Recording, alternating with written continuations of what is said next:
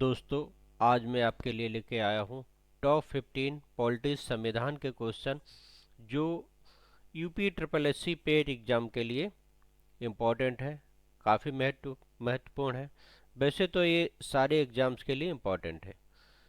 पहला क्वेश्चन है, अनुच्छेद 245 के अनुसार संसद का कार्य है।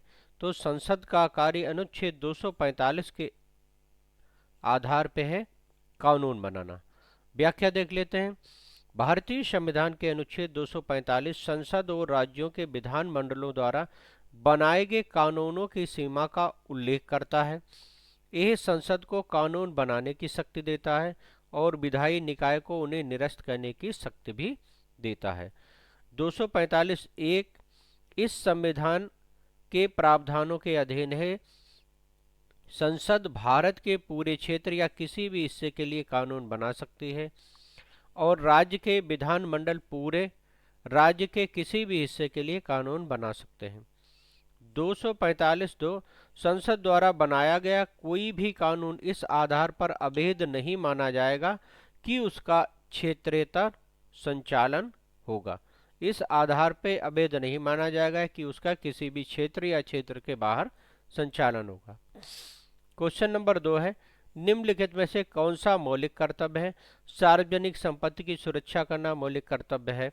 वैज्ञानिक दृष्टिकोण और मानववाद विकसित करना ये भी मौलिक कर्तव्य है। भारत की संप्रभुता, अखंडता और एकता की रक्षा करना ये भी मौलिक कर्तव्य है। इसका मतलब ये सभी, इसका ऑप्शन 1 हमारा सही हो जाएगा। मौलिक कर्तव्य का विचार रूस के संविधान से प्रेरित है। मौलिक कर्तव्य कहाँ से लिए गए? रूस के संविधान से लिए गए। इन्हें स्वर्ण सिंह समिति की सिफारिशों पर 42वें संविधान संशोधन 1976 द्वारा संविधान के भाग 4(1) में शामिल किया गया है। मूल रूप से इनकी संख्या 10 है। 86वें संविधान संशोधन अधिनियम 2002 के माध्यम से एक और कर्तव्य जोड़ा गया है। सभी 11 कर्तव्यों को संविधान के अनुच्छेद 51 भाग 4(1) में एकमात्र अनुच्छेद में सूचीबद्ध किया गया है। मौलिक कर्तव्य नागरिकों को याद दिलाने का काम करते हैं कि अपने अधिकारों का आनंद लेते हुए उन्हें अपने देश, अपने समाज और अपने साथी नागरिकों के प्रति अपने कर्तव्यों के प्रति सचेत रहना होगा। हालांकि नीति निर्देशक सिद्धांतों की तरह कर्तव्य भी गैर न्यायिक हैं, मतलब इन्हें न्यायालय में।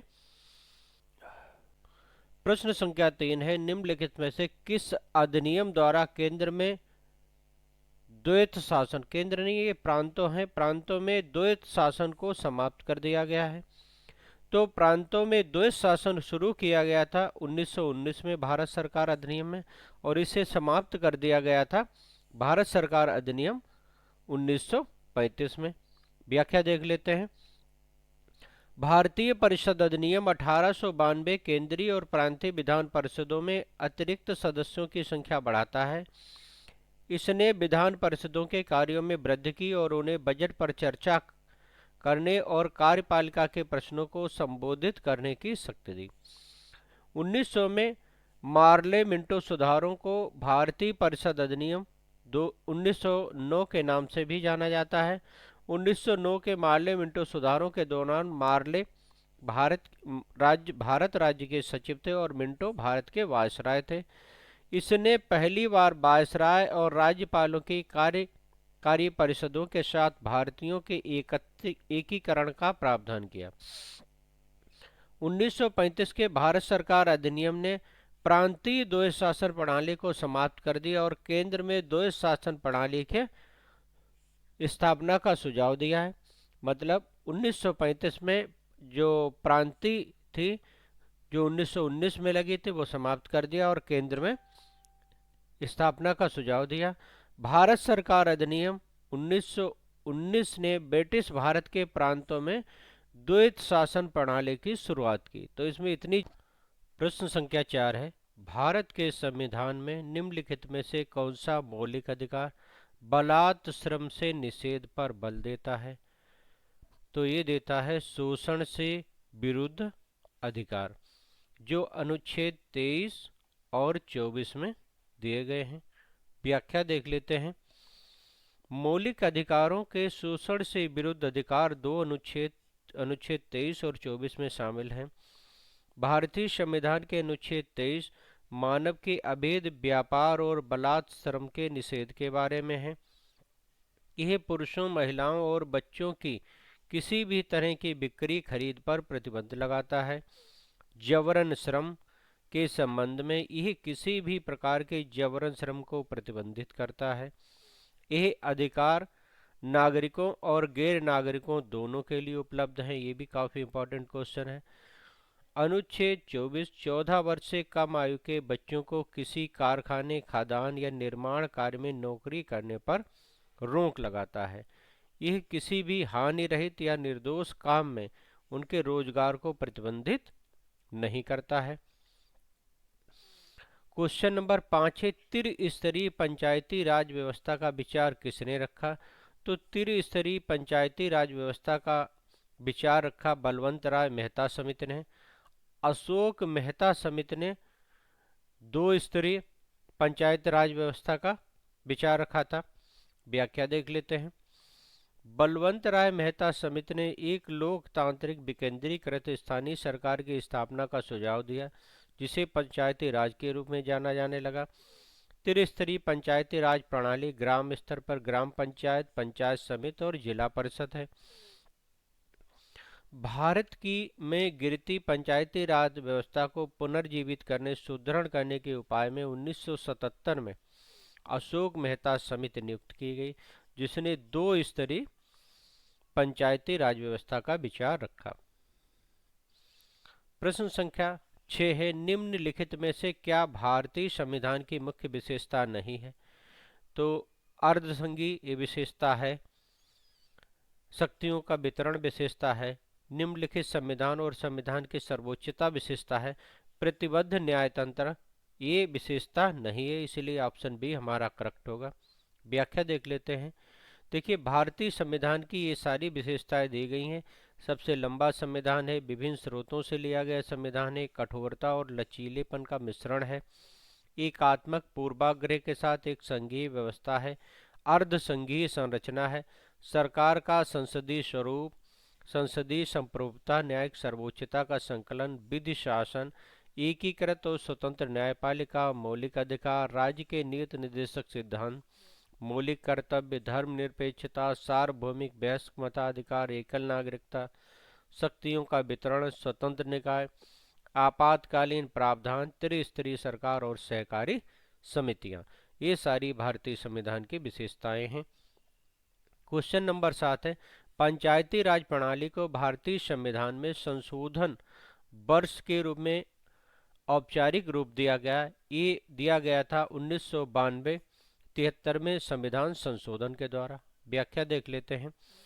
भारतीय संविधान संशोधन 73 में संविधान संशोधन द्वारा वर्ष 1992 में पंचायती राज व्यवस्था को औपचारिक रूप दिया गया। पंचायती राज भारतीय उपमहाद्वीप में एक स्थानीय सरकार की सबसे पुरानी व्यवस्था है। ये जो 26 महाजनपद थे तब से प्रारंभ है। स्थानीय सरकार की इकाइयों के रूप में पंचायती राज संस्थाएं भारत में लंबे समय से विभिन्न क्रम परिवर्तनों और संयोजनों में अस्तित्व में है। पंचायती राज, जिसका उद्घाटन तत्कालीन प्रधानमंत्री पंडित जवाहरलाल नेहरू ने 2 अक्टूबर 1959 को राजस्थान के नागौर में किया था। ये भी इम्पोर्टेंट प्रश्न है। राजस्थान पंचायत समिति और जिला परिषद अधिनियम 1959 के तहत पहला चुनाव सितंबर-अक्टूबर 1959 में हुआ था। ये सारी जानकारी आपको होनी चाहिए। क्वेश्चन नंबर 8 है, उच्चतम न्यायालय के मुख्य न्यायाधीश बनने के लिए उच्च न्यायालय में कितने वर्ष का कार्य अनुभव होना चाहिए? तो ये उच्च न्यायालय में 10 वर्ष का कार्य अनुभव होना चाहिए। व्याख्या है, भारत के सर्वोच्च न्यायालय का उद्घाटन 28 जनवरी 1950 को हुआ था। यह भारत के संघीय न्यायालय में सफल हुआ और भारत सरकार अधिनियम 1965 के तहत स्थापित किया गया था। संविधान के भाग 5 में 124 से 147 तक अनुच्छेद संगठन, स्वतंत्रता, अधिकार क्षेत्र, सर्वोच्च न्यायालय की शक्तियों, प्रक्रियाओं से संबंधित है। नवा प्रश्न है, भारत के राष्ट्रपति को पद से हटाने के लिए संसद में कौन सा प्रस्ताव पारित किया जाता है? ये महाभियोग प्रस्ताव पारित किया जाता है। इसके अलावा और कोई भी राष्ट्रपति पे नहीं चलता है। व्याख्या है, भारत के राष्ट्रपति को पद से हटाने के लिए संसद में महाभियोग प्रस्ताव पारित किया जाता है। महाभियोग एक अर्ध न्यायिक प्रक्रिया है। भारतीय संविधान के अनुच्छेद 61 राष्ट्रपति के महाभियोग प्रक्रियाओं से संबंधित है। राष्ट्रपति के महाभियोग का एकमात्र अधिकार संविधान का उल्लंघन है। महाभियोग की प्रक्रिया संसद के किसी भी सदन द्वारा शुरू की जा सकती है।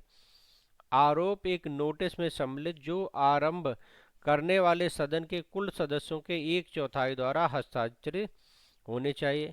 प्रक्रिया शुरू करने के बाद राष्ट्रपति को 14 दिनों की अग्रिम सूचना दी जानी चाहिए।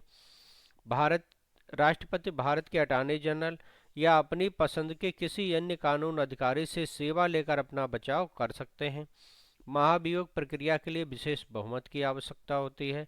यदि अन्य सदन भी सदन के कुल सदस्यों के बहुमत से 2/3 बहुमत से प्रस्ताव पारित होता है तो राष्ट्रपति को उनके कार्यालय से उस तारीख से हटा दिया जाएगा जिस दिन से वह बिल पारित हुआ है।